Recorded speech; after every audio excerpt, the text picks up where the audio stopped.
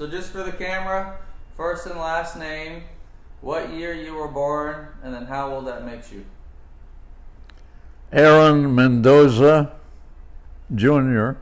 I was born 1924, and in September I'll be 100 years. I was born in Houston, but grew up in Premont, Texas. Okay. I stayed there in Premont till I graduated from high school. What did your parents do for work? My dad was a general worker who did a little bit of everything. Carpentry work, all kinds of things to make a living. Yeah. Because we were a large family. How many altogether? I'm the oldest of 9 children. And your mother stayed at home with the children? And my mother stayed at home with all of course. I was almost gone, the younger brothers. I have 4 brothers and 4 sisters. So I didn't have a brother until the 4th child. So I played with other kids. We'd make our tops, we'd get the tops and put a screw, and we spin the top and try to correct their other people's top, you know. And our toys were, we get from the groceries a wooden little box, and we'd put some 2x4s and put a little wheel. We'd make our own wheelbarrows. And at that time, that was our toys. And Christmas, my mother would save money, and the stores would provide a layaway plan. That was our toys. We had swings on and I was always a happy-lucky guy. I was very positive. When my sister went to school, she would follow me, and I would ask her to go play with the little girls, you know, and she would follow me. You didn't want your sisters hanging out with you all day? No. Yeah. When you were growing up, did you always have electricity? No, we used to use the Coleman lamps, and we used to put kerosene on it, and use that as for light. Yeah. Our lighting system was very primitive. So was our telephone. When we would get a telephone line, we'd be several people on the same line. Yeah.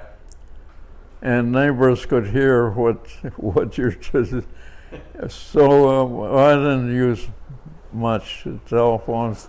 Also, the news we were receiving them via radio. There were no televisions. Yeah. And when television came into play, our neighbor would have a television, put it on the window, and on summer days we'd go in the lawn and watch the few channels that we had at that time. Back in the 40s, let's say, was there much of a racism between the whites and the Hispanics? Yes, there was. In fact, in high school, when I first got to high school, I was taking tortillas, you know, my mother would make tortillas, and tortillas were not popular. No. They were making fun of me because I had a tortillas, so I had to tell my mother to make bread from yeast, you know, and rolls, and I would take that because some of the teachers even went and checked my lunch. It was not a happy situation. I'm talking of the lower grades, not the high school grades. Because in high school I could defend myself. Yeah. But do you think the whites kind of looked down on the Hispanics? Yes, they did. And there were certain parks that Hispanics couldn't attend. I went to school, and in the evenings, as a teenager, I used to milk cows. And in the summers, a truck would come from one of the farmers in the town and take workers, and I would go in the summer and work for 15 cents an hour picking tomatoes, cucumbers, all kinds of vegetables, and I would make a little money for my lunch at school. Wow. At high school. So how old would you say you were when you started working? I was helping my dad right after I started. Well, when I started high school, he would be waiting for me to get out of school, so take me to and be as a helper. Yeah.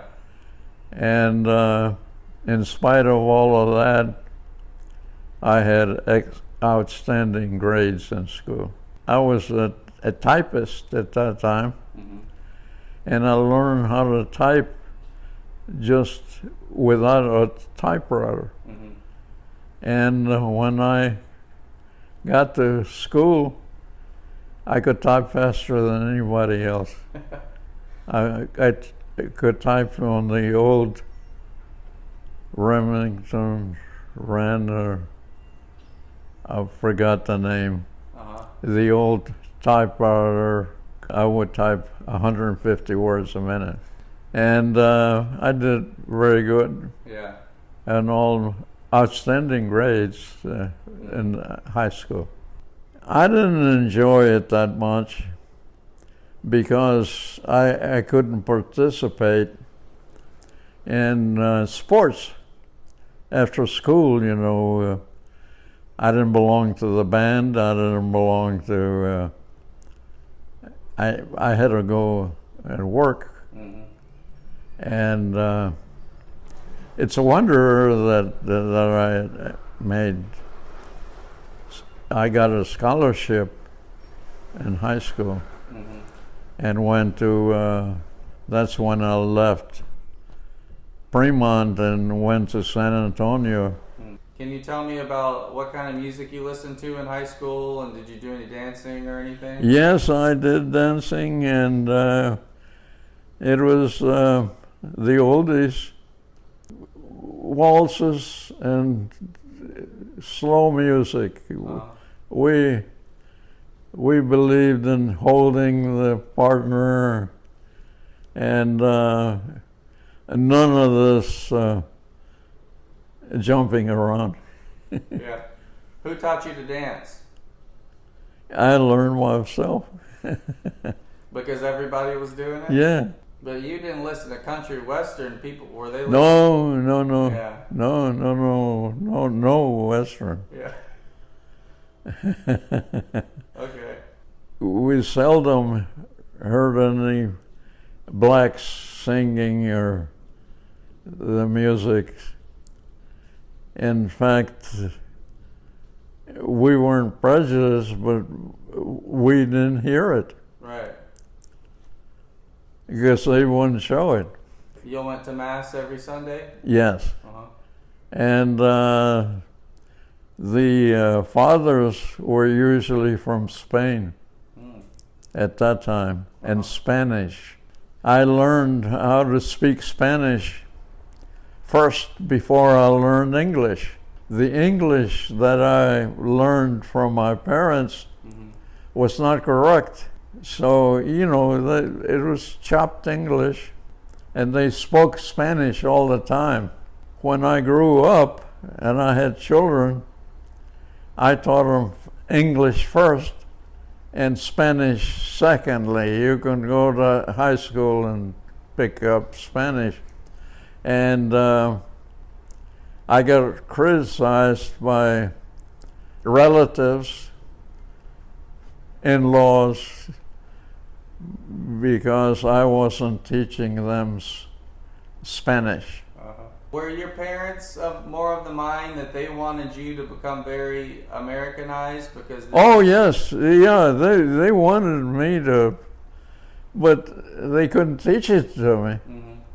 You know, they taught me what they could. Right. But a lot of the words were incorrect. In the high school years, they were pretty tough for me, you know. Partly we lived in the town, and then partly we lived in the country. Mm-hmm. You know, my last few years were in the country. Mm-hmm. I would ride horses and bring in the cows from where they were grazing. Yeah. And sometimes I'd have a tough time with when it rained, you know, young heifers didn't want to come in. I even got lost, you know, chasing a heifer in the forest. And I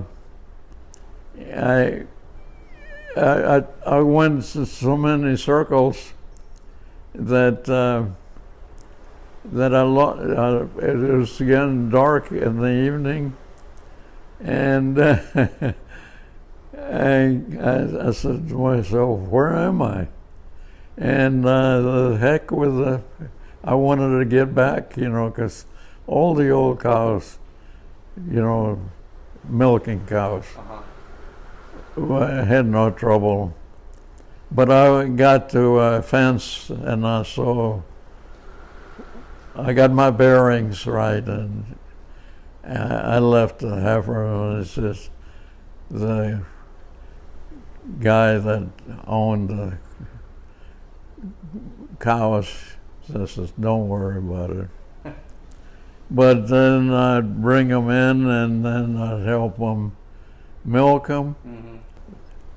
A guy would, a creamery would come the next morning and pick up the cans, you know, that they have. So I helped. That was a daily thing. Yeah. That I did while I was going to high school. So why would you say, it might sound like a silly question, but why did you work so hard when you were young back then? Because my dad was, you know, kind of didn't provide means, you know, for all of us. Yeah. My mother would make shirts out of sacks of flour. Wow. And that stuff, but they were neat and flowery and clean. So I didn't mind, you know. Did she make clothes for y'all when y'all were little? Well, she did for me. Wow. And the girls, she taught them how to make clothes. You know, during the Depression, PhDs were driving taxi cabs. Yeah. I mean, everybody was having it tough. Even the ranchers were having it tough. Mm. Of course, as I told you, as soon as I graduated from high school, I moved to San Antonio. My dad took me over there and found me a place where I paid room and board. Mm-hmm. But they couldn't afford it to pay it, so I had to work. Yeah.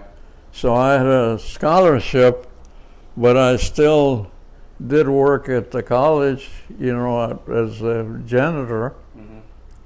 And then I'd walk about a mile and a half to from the Missouri, from north of San Antonio to the Missouri Pacific, if you know where that is. Mm-hmm.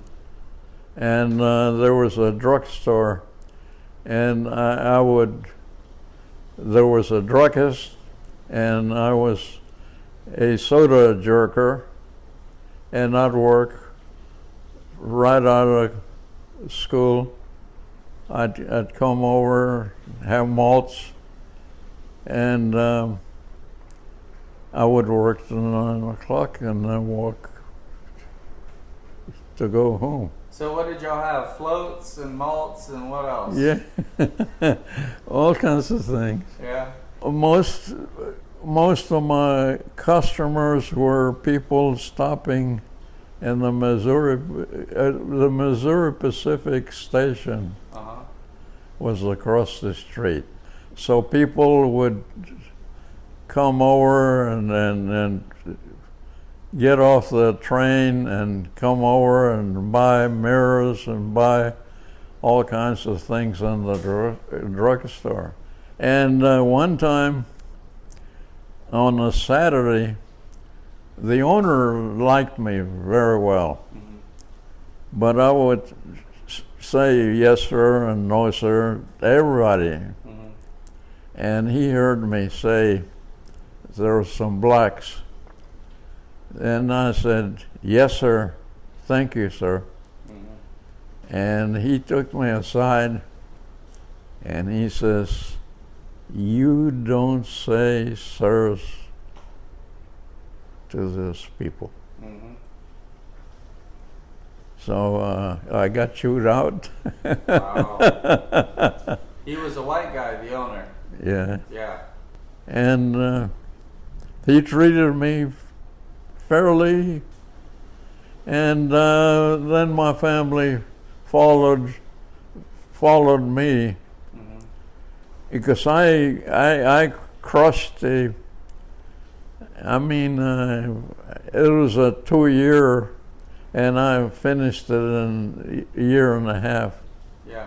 I got my diploma from Drons Business College. Mm-hmm. Then my family started moving in to San Antonio, and we were listening to the radio, and we all, in the evening, and we all curled up, you know, hearing that the war had started.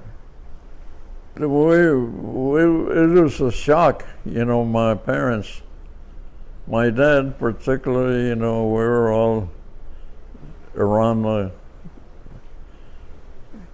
it was radio, mm-hmm. that shape. Yeah. And it was pretty horrible because I heard about the ships being by the Japanese as just being sunk, in Pearl Harbor. We thought the worst, that they would move in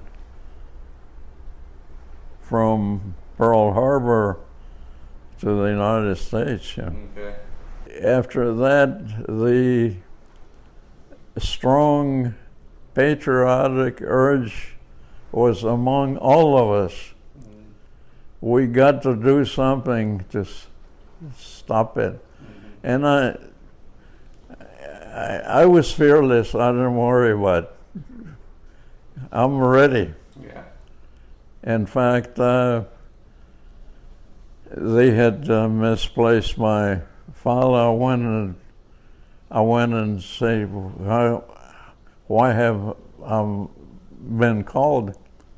And they checked, we have this misfiled. We'll send it next week.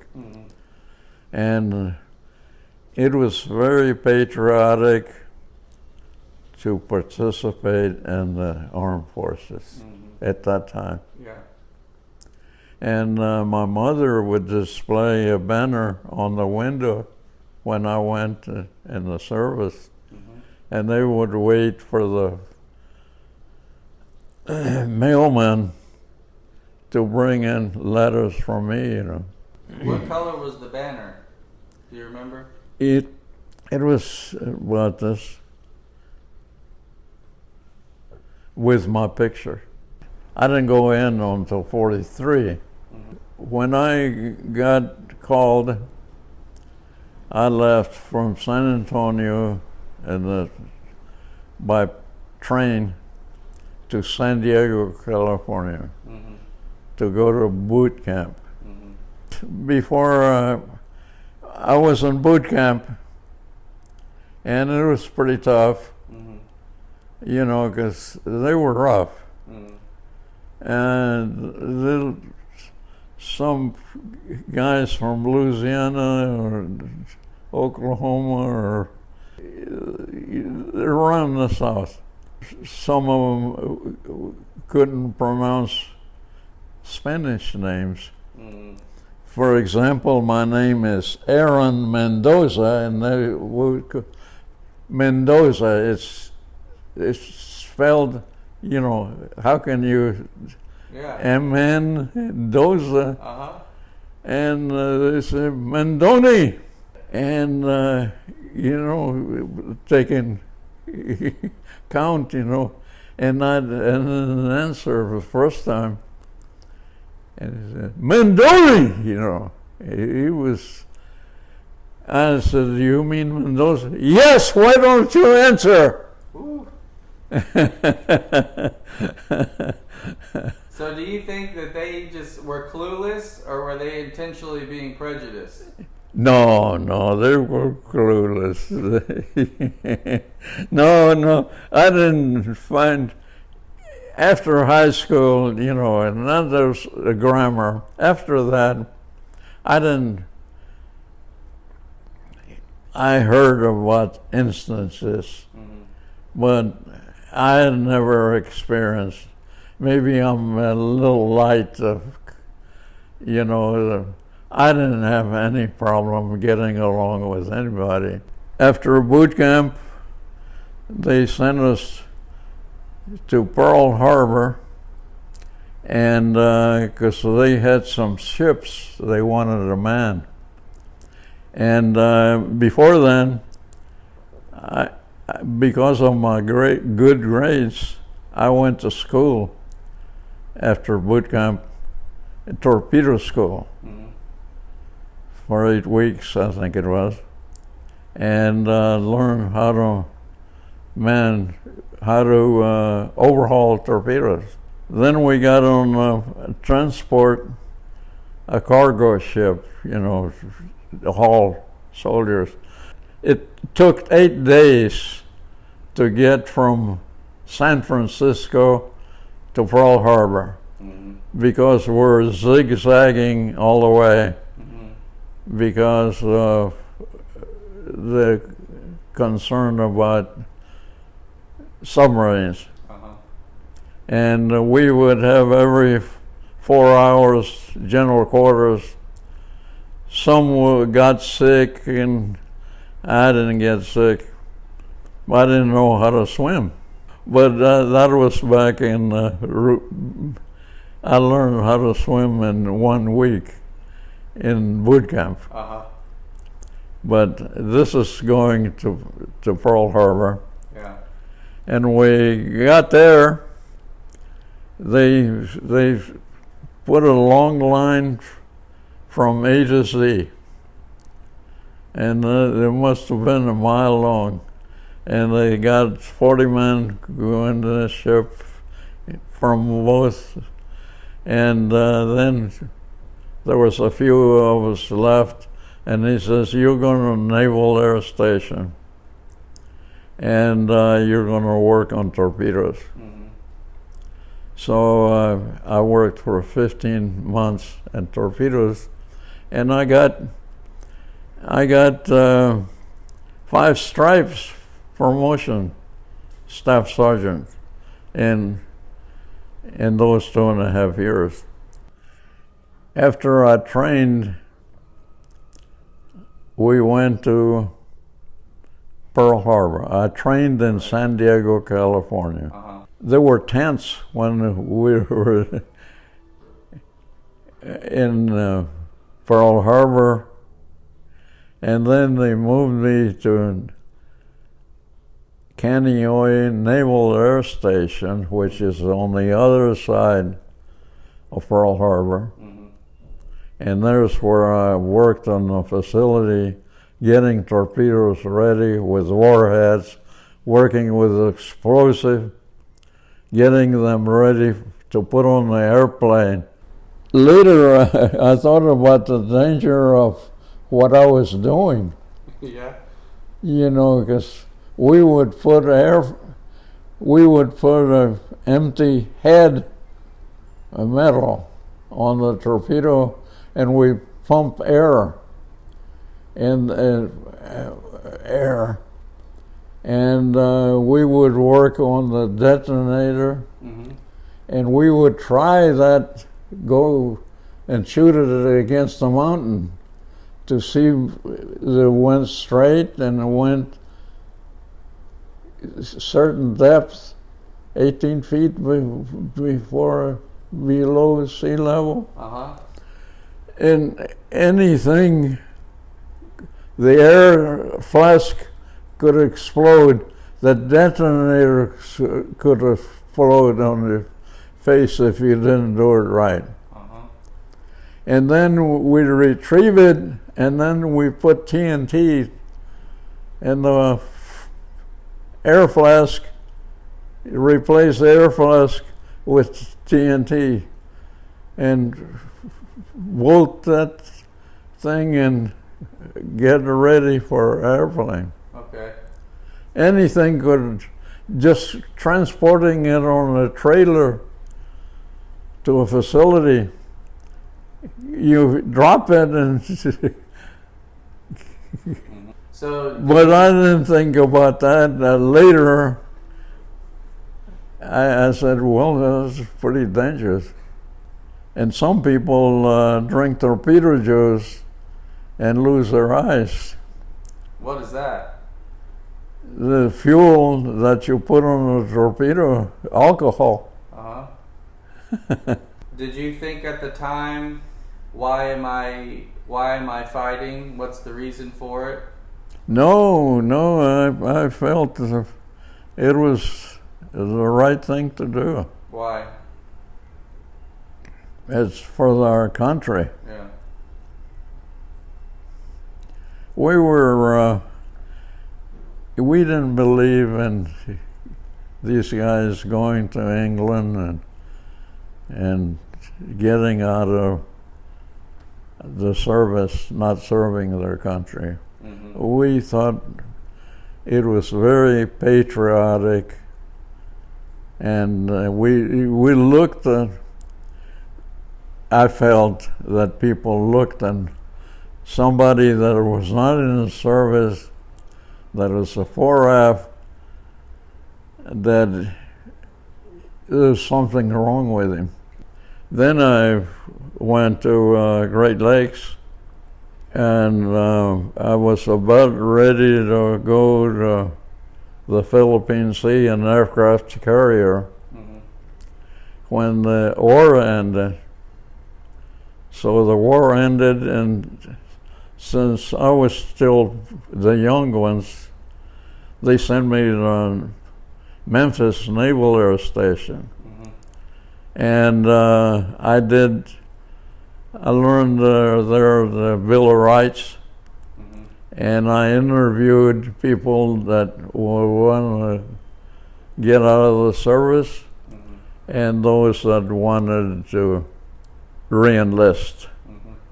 And I would re-enlist them or get them out. Well, the first question, I would say, do you want to get out or do you want to re-enlist? And a lot of them, I wanted to get the hell out, so I would tell them the GI Bill of Rights. And the other ones that wanted to stay, I would re-enlist them. Can you think of anything that might separate the guys who wanted to get out versus the guys who wanted to stay in? What made them different? Yeah, the ones that, and this never entered my mind, but the ones that wanted to stay is the one that had higher ranks, or others that were too old and they wanted to go home. I'll put it this way, the ones that didn't have professions and the higher grades want to stay. And the other ones, the young ones, wanted to get out. I wanted to get out, but it wouldn't let me out until December of 45. So I was about 6 months, 7 months interviewing in Memphis. What was your reaction to the atomic bombs dropping? Because that was a pretty marvel technology. Well, my reaction was that's killed a lot of people, innocent people. But if it prevented more killings, I thought it was the right thing to do. Yeah. And the massacre. Yeah. Can you tell me how you felt when you heard that the war had ended? Well, yeah, we were delighted. I was in Great Lakes. And I didn't tell you that I lost my ditty bag of my coat and blankets and everything. They shipped them from Pearl Harbor, from Kenyoy Naval Air Station to Great Lakes. And they lost them. They lost bags of hundreds.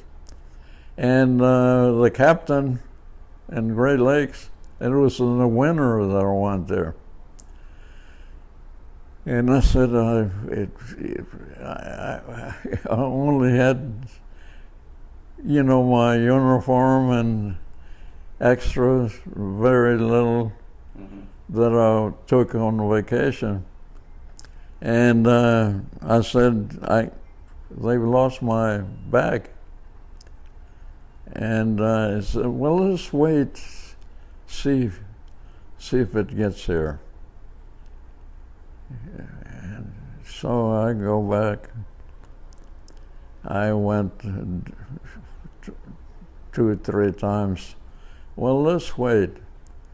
So I the hell with it. I went to the commander. And this is kind of interesting. The commander, I told him a problem, and I said, it's been a week and I'm still waiting. And he says, well, let's fix that. he called us lieutenant. He says, "Good morning, Lieutenant. How are you?" And he says, "It's not important, sir, how I am. How are you?" I was hearing, "Aaron Mendoza is here and he needs a bag. Give him one right now." And he says, "If he'll come over, I'll fix him up." Do you think your folks or your siblings are very worried about you?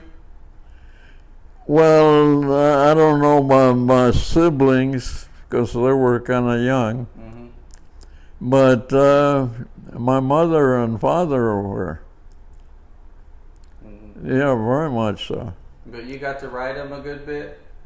Yes, I wrote them. Mm-hmm. And a friend of mine that I met while I was at Kelly Air Force Base kept on writing to me. And I was working at Kelly as a civilian right before I joined the service. And she would write me very nice letters as friends. And when I came back, I called her and she was engaged. I was engaged, but the one I was engaged to wouldn't write me hardly. And I called her and asked her to go out, and she says she went out, and asked her if she wanted to be my girlfriend, and she says, "I need to let you know in a week." In a week, she broke up with, and she married me. She was a clerk, okay, and I was a typist. I had a type. See, I worked briefly for about 3 months before I went into service. uh-huh. And I had to type a shipping ticket or items to be shipped to the front. And no errors. And we had 18 copies on the typewriter, electric typewriter. Uh-huh. And if you hit the typewriter, it was no errors. Yeah. And onion skin sets of 18 pages. Uh-huh. And I would type the whole ticket error-free. Wow. And the supervisor would come and check, see how many. You couldn't go and erase 18 sheets. Yeah. So, and she was a wonderful life. Well, why is it that you think your wife just straight away decided to date you? Well, I reminded her of brother, and she reminded me of sister. Oh.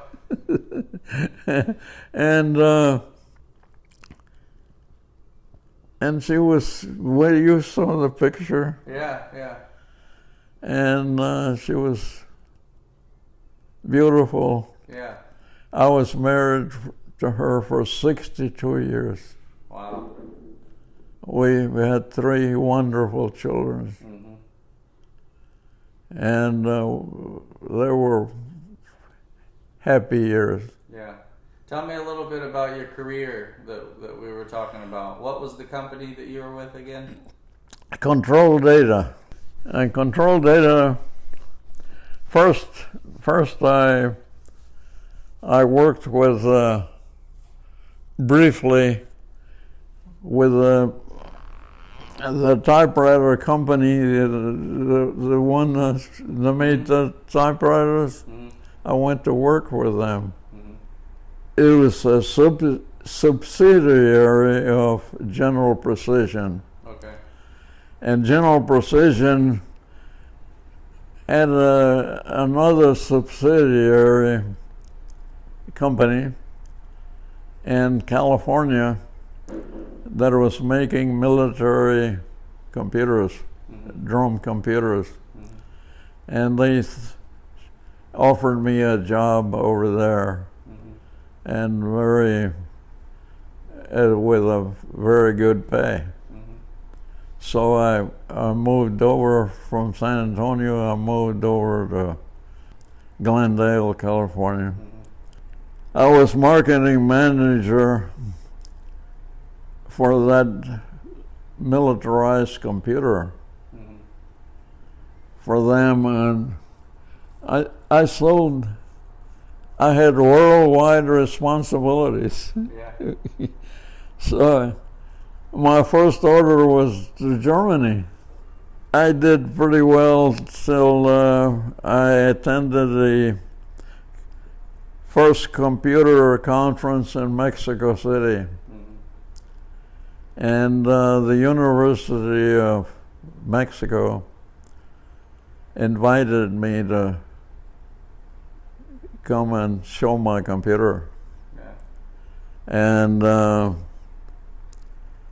so I went and met with dignitaries, and Control Data also got invited. And they couldn't speak Spanish, and I did. And I attracted the crowds. I became a pretty good salesman. And so Control Data wanted me to offer me a job. And at first I said, no, I'm not interested. And although I told my wife, and says, going to Houston, that's closer to San Antonio, because our family was in San Antonio. So I said, well, let's see what happens.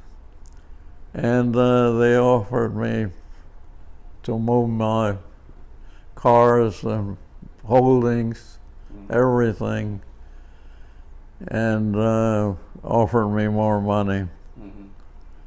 So I said, I'll accept. So we moved, after 2 years, I moved back to Houston.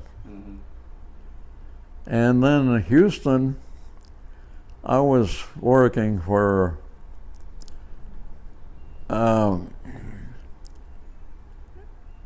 selling paper tigers, studies, developing computers, and I became successful where the other side of the company, a Control Data, were selling standard computers. And they couldn't sell mission control. NASA, because NASA was mushrooming. I sold test computers, and I told you about a photometer, and for them. So they offered me a job in EGP. And the understanding was that they wanted a mission, penetrate mission control, because that was the eyes of the world. So I went, at first they wouldn't even speak to me. And then I told the secretary to put me down a month from now, because she says, we're booked for a month. So I said, put me down. So then I knew that when my time came, she was going to call me and cancel. because they were all embroiled with IBM, you know. And so I stayed off the phone, you know. I didn't go to the office. And at 1 o'clock, I went with a programmer, and I went in and said, Mr. Mendoza, I tried to call you, and I just passed for her. I said, I have an appointment with Mr. Miller, and and he wasn't available. He had his feet on top of the desk and had one of the workers. I said, Mr. Miller, I've had an appointment for a month and I need to see you. And he says, what do you want? I said, I want to participate on your procurement that you're coming on for the database at Skylab. And he says, well, we're going to go to IBM. Well, I'd like to show you what do we have. And he says, go ahead, show me. And we already had a plan with a programmer, got on the board and showed how many channels we had and how many peripheral we could support. And it is just ideal for Skylab, and IBM didn't have that. And he says, will you bring me some more information? He says, I'm not guaranteeing you anything. I said, I don't expect you to guarantee me anything. From then on, I just walked in to see Miller. First, I couldn't get in because the secretary wouldn't let me in. Yeah. Make a long story short, I ended up getting an $8 million contract. Now, can you tell me specifically what was your product and what need was it filling for NASA? It was a database, and they had 6 IBM computers receiving information, and they needed those 6 to communicate with the database, two cybers. And the cybers needed to have a lot of disk drives. At that time, one disk drive only could handle half a gigabyte. And so I sold 2 cybers and 52 disk drives, the size of a washing machine. So you can see how much room you would need for 52 washing machines. Yeah. You need a lot of space, a lot of cables, and that's what I sold. Okay. Around what year was this that you got the contract with them? Skylab was in the early 60s. Was it difficult raising children? It's always, you have to have discipline. And unfortunately, I'll tell you how I feel. And I still feel the same way. Parents need to put their foot down.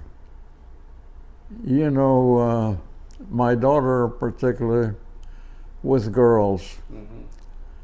My daughter was in high school, and they had a prom. And I wanted her to go to prom and dance But after that, well, a bunch of teenagers wanted to go to Galveston unsupervised. Mm-hmm. And I said, no. And it says, well, so-and-so is doing it. Mm-hmm. I says, those are gutless parents. Mm-hmm. They need to say no. Because that's how you get into trouble, and I don't want you to get into trouble. Mm-hmm. And parents need to be firm. Mm-hmm. And that's the way I feel. I think they need to be protected, and they'll appreciate it later years. Yeah. My daughters love me.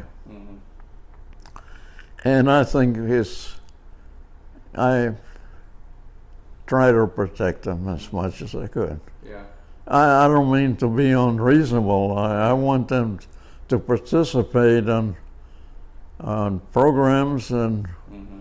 and I go and pick them up.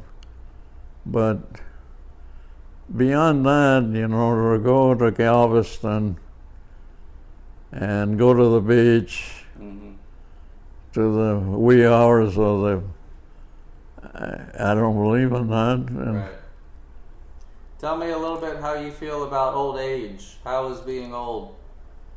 Well, I feel great. Yeah.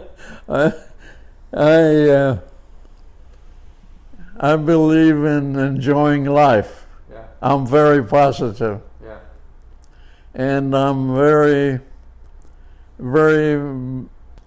grateful that my mother had good genes.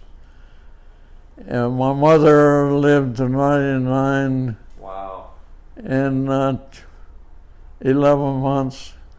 We were getting ready to celebrate her, mm-hmm.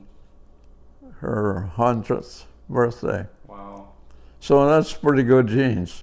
I'm close and I feel very good.